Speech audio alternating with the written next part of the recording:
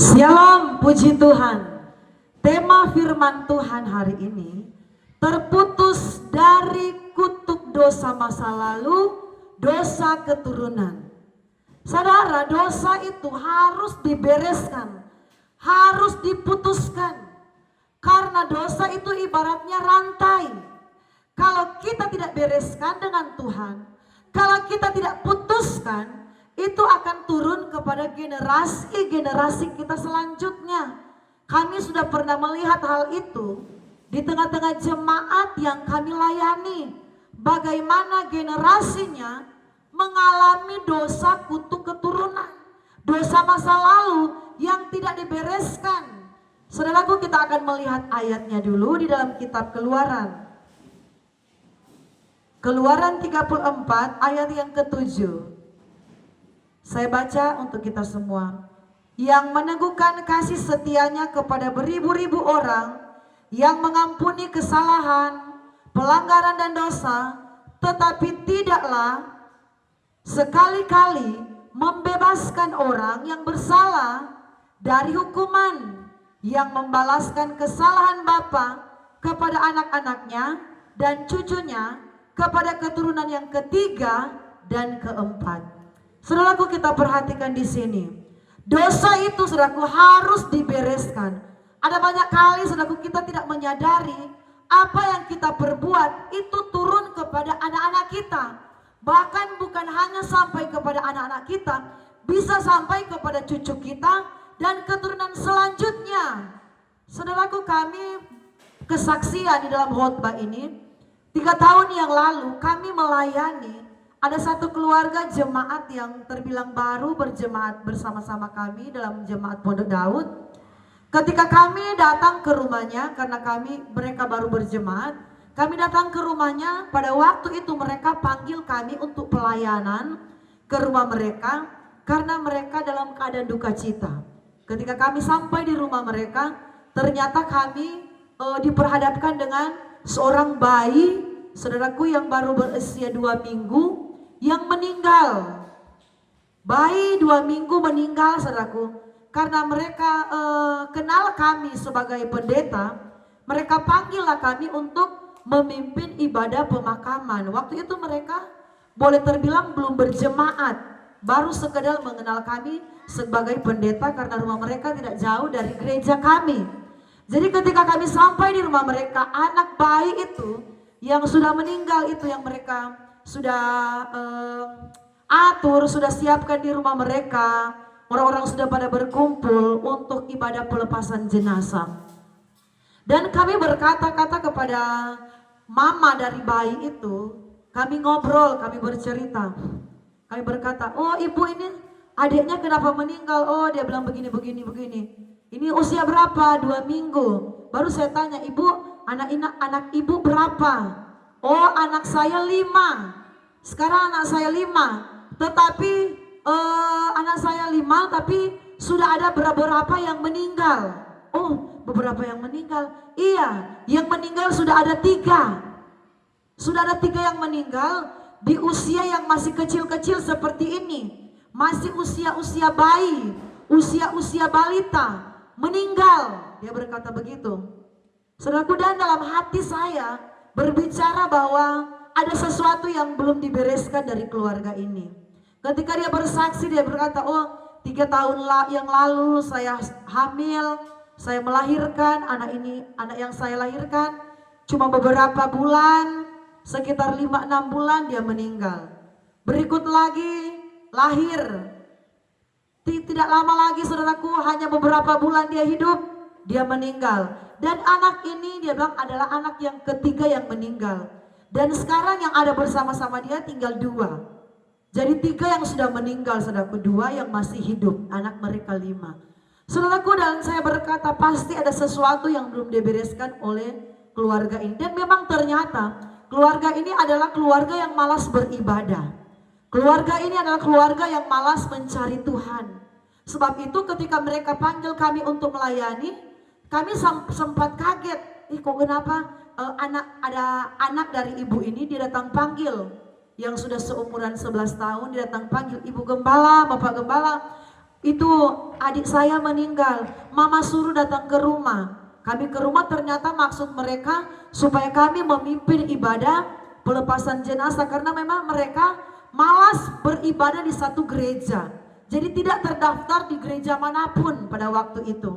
Jadi saudaraku, ketika kami mulai melayani keluarga ini, setelah anak bayi ini sudah dimakamkan, sudah diibadahkan pelepasan jenazah, kami mulai membimbing kerohanian dari ibu tersebut dan suaminya. Kami ingatkan selalu ibu, kalau boleh ibu tidak boleh kalau alpa dalam beribadah. Usahakan ibu harus rajin mencari Tuhan. Usahakan ibu harus setia beribadah kepada Tuhan, supaya anak-anak ibu ini Tuhan tolong. Anak-anak ibu ini tidak ada lagi yang meninggal di usia yang masih bayi, supaya keturunan ibu ini diberkati oleh Tuhan. Kami berikan pengarahan begitu sederhana saja kepada ibu ini. Dan puji Tuhan, ibu ini mendengarkan apa yang kami nasihati. Ibu harus setia, ibu harus cari Tuhan. Jangan seperti dulu, malas-malas beribadah. Kalau ibu rajin beribadah, kami percaya, anak-anak ibu tidak ada lagi akan meninggal. Kalau ibu beriman sungguh-sungguh kepada Tuhan, rajin beribadah sekeluarga, mencari Tuhan, tidak ada lagi generasi-generasi selanjutnya yang akan mengalami kematian. Dan puji Tuhan saudaraku, berjalan 3 tahun ini, ibu ini rajin sekali beribadah. Dia membawa kedua anaknya yang masih hidup, saudaraku, yang masih kecil-kecil ini. Dia bawa yang satu yang 11 tahun dan ada lagi adiknya. Saudaraku, dia bawa beribadah. Dia rajin beribadah, saudaraku. Imannya mulai bertumbuh, pekerjaan mereka adalah nelayan. Ketika mereka ada berkat menangkap ikan, mereka bawa ikan yang suaminya tangkap di melaut, mereka bawa di pastori. Mereka imannya kami perhatikan ada kemajuan, ada pertumbuhan. Kasih mereka kepada Tuhan semakin nampak. Ada acara-acara apapun, mereka aktif di dalam melihat pekerjaan Tuhan. Walaupun pekerjaan mereka pekerjaan yang kecil. Saudaraku, dan apa yang terjadi? 2 tahun kemudian ibu ini mengandung lagi. Ibu ini, jemaat yang kami layani, ini mengandung lagi. Dan puji Tuhan, ketika mengandung, anak ini sudah mulai bertumbuh. Dan sampai saat ini saudaraku, anak ini tidak lagi mengalami kematian. Jadi saudaraku, ketika ibu ini mulai setia kepada Tuhan, dia bawa anak-anak yang masih hidup itu untuk mencari Tuhan, iman mereka bertumbuh kepada Tuhan. Kutuk dosa ini, kutuk keturunan yang mungkin diwarisi oleh saudaraku, nenek-nenek mereka, kakek-kakek mereka, nenek moyang mereka, saudaraku, yang belum dibereskan dengan Tuhan, bisa terjadi pemberesan. Oleh karena ibu ini setia dengan Tuhan. Ibu ini belajar beriman kepada Tuhan. Dia mencari Tuhan dan dia menunjukkan kasihnya kepada Tuhan. Saudaraku, kalau kita beriman kepada Tuhan, kita tunjukkan kasih kita kepada Tuhan, kita mau berubah, meninggalkan saudaraku hal-hal yang dulunya menyakiti hati Tuhan. Perbuatan dosa kita harus sadari. Saya percaya kutuk dosa itu akan dipatahkan. Kita akan melihat saudaraku, ada satu ayat yang luar biasa. Darah Yesus, kuasa kematian Tuhan, itulah yang memutuskan, yang membuat dosa keturunan itu diputuskan dalam hidup kita. Mari kita akan buka di dalam Galatia 3 ayat 13.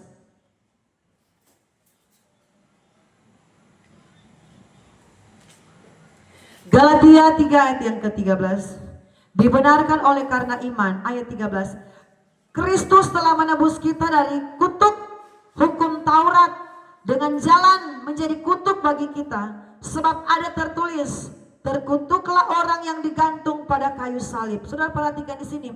Kristus telah menebus kita dari kutuk hukum Taurat. Kita baca tadi dalam Keluaran 34 ayat yang ke-7. Itu dosa itu diwariskan dari nenek kita turun ke generasi kedua, turun ke generasi ketiga, turun ke generasi keempat. Itulah hukum Taurat.